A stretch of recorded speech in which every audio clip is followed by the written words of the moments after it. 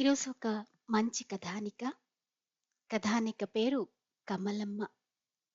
కథా రచయిత్రి బి. అనురాధ గారు. కమలమ్మ. కమలమ్మను తలుచుకున్నప్పుడల్లా నాకు నవ్వొస్తుంది, జాలి వేస్తుంది. ఆమె చేసే పనులు, అనే మాటలు, చెప్పే ఊహలు చిత్రంగా ఉంటాయి. కమలమ్మ అని పిలిచేసరికి దొప్ప చెవులు ఆడించుకుంటూ చక్కా వచ్చేది. కమలమ్మకు తనను చూస్తే తనకే గొప్ప. తన చెవులు చాలా పెద్దవని, తను ఎర్రగా, పొడవుగా ఉంటానని, తన పెదవులు పారిజాతపు పువ్వు కాడల రంగుగా ఉంటాయని, తన పాదాలు లేత తమలపాకులని, తన జుట్టులో ఉంగరాలు ఉన్నాయని, తన అందం అతిలోకమైనదని కమలమ్మ సగర్వంగా చెబుతూ ఉండేది. తన వెడల్పైన మెత్తని చెవులే తన సౌందర్యానికి చక్కని తార్కాణమని ఆమె నమ్మకం.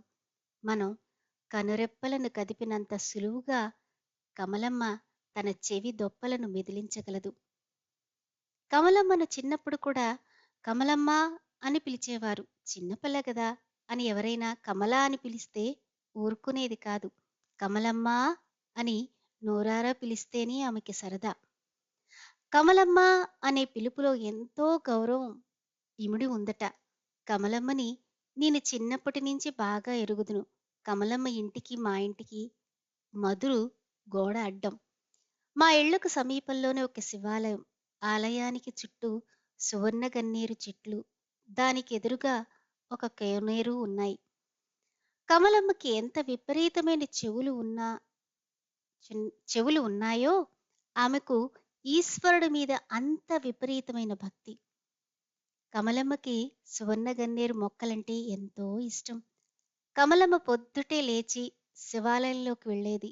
ముందుగా కోనేరులో స్నానం చేసి ఆ తడి బట్టలతోనే వాళ్ళ నాయనమ్మ ఇచ్చిన ఇత్తడి పువ్వుల సజ్జ నిండా సువర్ణ గన్నేరు పువ్వులు కోసుకొని నల్లని నంది నెత్తి మీద 2 పువ్వులు వేసి దేవుని దర్శనం చేసుకొని పూజించి పూజారి ఇచ్చిన ప్రసాదం పుచ్చుకుని వచ్చేది. శివుని సాన్నిధ్యంలో ఏవో అవ్యక్త మధురంగా పాటలు కూడా పాడేది కమలమ్మ.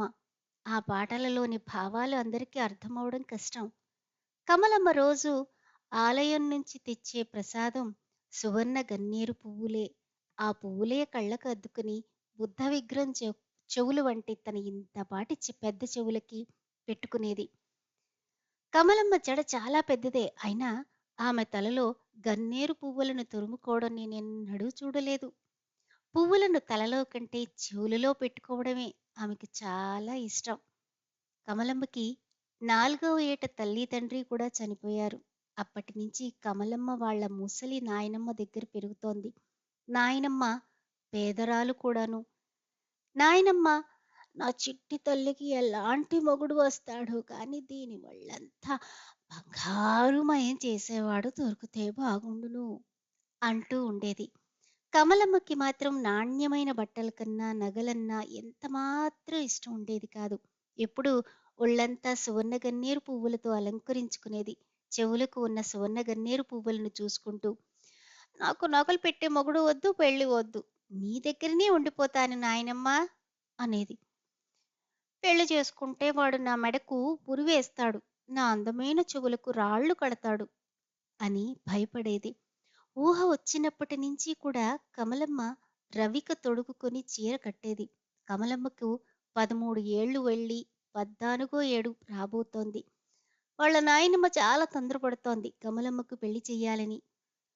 ఒకసారి నాయనమ్మ నాతో, ఎంత మాయక పిల్ల, ఎంత అలా బతుకుతుందో, పెళ్లి చేసుకోనని మారాన్ చేస్తోంది. ముసలేముండని నేనింకా ఎన్నాళ్ళు ఉంటాను? రేపొద్దున్న నేను హరీమంటే దీన్ని ఎవరు చూస్తారు? నువ్వైనా కాస్త చెప్పు తల్లి అని చెప్పుకుని వాపోయింది. మాసిపోయిన కళ్ళు ఒత్తుకుని ఎర్రబడిన ముక్కు తుడుచుకుంది. కాని కమలమ్మకి పెళ్లి అంటే సుతరామూ ఇష్టం లేదు. ఒకనాడు కమలమ్మ నా దగ్గరకు వచ్చి రహస్యంగా, మా నాయనమ్మ నన్ను పెళ్లి చేసుకోమని కోరుతోంది అక్క. నాకు మాత్రం ఏమీ ఇష్టం లేదు. ఆ పెళ్లి చేసుకున్నవాడు కోపం వచ్చినప్పుడు నా మెత్తని చెవులను మెలివేస్తాడు. అప్పుడు అవి ఎర్రగా కందిపోవు? అక్కా, అదీ కాక నా చెవులని, నా శరీరాన్ని, నా మనస్సుని ఆ పరమశివునికి అర్పించి వేశాను. నువ్వు చూడలేదు కానీ నేను రోజూ ప్రొద్దుట, సాయంత్రం శివుని పాదాలు నా చేతులతో కడిగి చీర చింగుతో తడి ఒత్తి గన్నేరు పువ్వులతో అర్చిస్తాను. తర్వాత ఆయనని నిద్రపొమ్మని వింజామరల వంటి నా పెద్ద చెవులతో విసురుతాను. ఆయనిచ్చిన పువ్వుల ప్రసాదం కళ్ళకద్దుకుని నా చెవులలో పెట్టుకుంటాను. వారు నా పిచ్చి చేష్టలన్నింటినీ చూసి ఒక్కొక్కసారి నవ్వుకుంటున్నట్టు కనిపిస్తుంది. కానీ ఇంతవరకు వారు ఒక్కసారి కూడా నాతో మాట్లాడలేదు. ఎప్పుడు దయ వస్తుందో మరి! పారిజాత పువ్వులాగా ఆయన ఒడిలో ఉండిపోవాలని, పాములా ఆయన మెడకు చుట్ట వేసుకోవాలని, పార్వతిలాగా ఆయన శరీరంలో సగమైపోవాలని ఉంటుంది. అక్కా, నాకు వారికర్పించిన ఈ హృదయాన్ని ఇతరులకు ఎలా ఇవ్వగలను? అక్కా, నువ్వే చెప్పు అని కంటనీరు పెట్టుకుంది.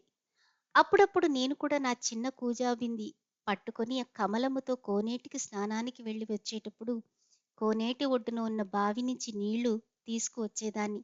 ఒకసారి నేను కమలమ్మ కోనేటిలో స్నానం చేస్తున్నాం. కమలమ్మ ఏదో తనలో తనే పైకి వినపడకుండా చదువుతోంది. ఏమిటే కమలమ్మా! జపం చేస్తున్నావు? అన్నాను. కమలమ్మ అప్పుడే మెరుగుపెట్టిన బంగారంలాగా చిరునవ్వు నవ్వుతూ, కోనేటి మంత్రం అక్కా అంది. కోనేటి మంత్రం ఏమిటి? నాకు కూడా చెప్పు అన్నాను నేను.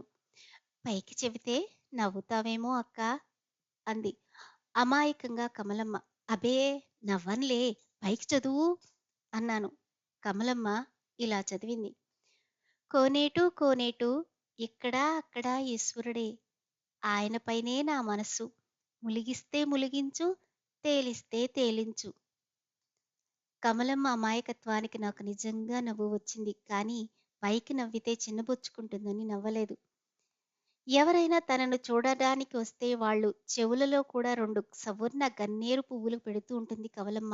ఎవరైనా కమలమ్మ అని పిలిచేటప్పటికీ తన అందమైన చెవులను వెనక్కి ముందుకు కదుపుతూ చిరునవ్వుతో, సిగ్గుతో ఎదురుగా వచ్చి నుంచుంటుంది కమలమ్మ. ఫలానా ఆవిడ కమలమ్మ అని ఎవరినైనా చూపిస్తే ఆమెకు కూడా పెద్ద చెవులు ఉన్నాయేమో అని ఆతృతతో చూస్తుంది కమలమ్మ. తనకిలాగే దొప్ప చెవులు ఉంటే ఆమె తన శివుణ్ణి అపహరిస్తుందేమో అని భయం కమలమ్మకి. కమలమ్మకి శివుడి మీద ఎంత భక్తో పూజారిని చూస్తే అంత కోపం.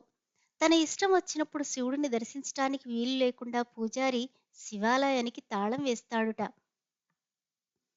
ఒకనాడు కమలమ్మ చాలా సంతోషంగా ఉంది. ఎందుకే చెవులమ్మ అంత సంతోషంగా ఉన్నావు అని అడిగాను. అదేమిటి అక్క, కమలమ్మ అను, చెవులమ్మ అంటే నా చెవులను వెక్కిరించినట్టు కాదు.